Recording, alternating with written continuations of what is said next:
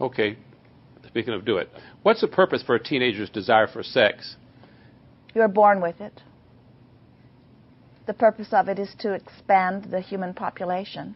It's like the desire for food and the desire for water. It's an innate desire built into you to assure the longevity of your species. And the follow-up on that would be, and is it wise to wait till I'm married to have sex? If that's when the impulse first hits you.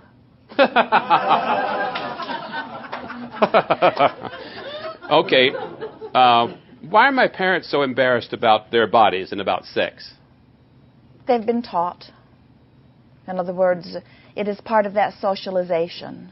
It's part of the trying to control yourself from the outside in. We do not believe that they are as embarrassed as you think they are.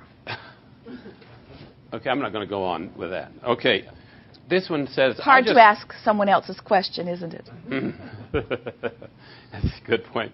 I've just realized that I'm mostly attracted to people of my same sex, and so I've concluded that I'm gay at this point. But how can I explain my feelings to my family? And should I explain? It is not so important that you explain it to another.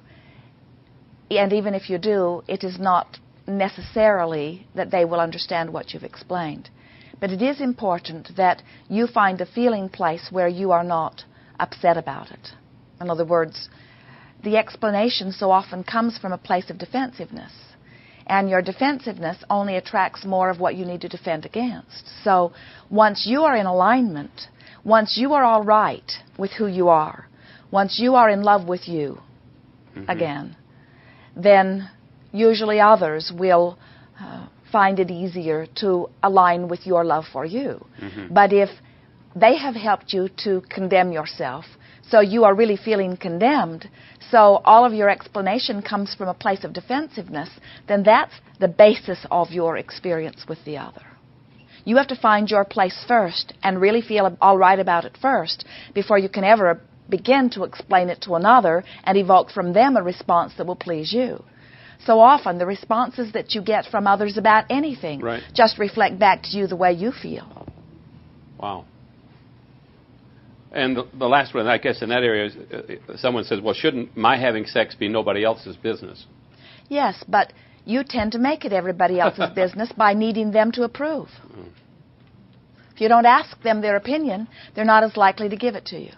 In other words, if you're all right with where you are and not seeking approval. You see, this is the thing that goes most wrong with this gay movement, so to speak, is that it is known by you that most do disapprove of you. And then from your defensive place, you set out to make them approve. If you would set out to make their opinion a non-issue, everything would go smoother for you.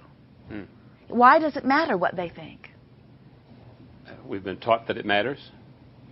That is because it's coming from your wanting to guide yourself from the outside rather than from the inside.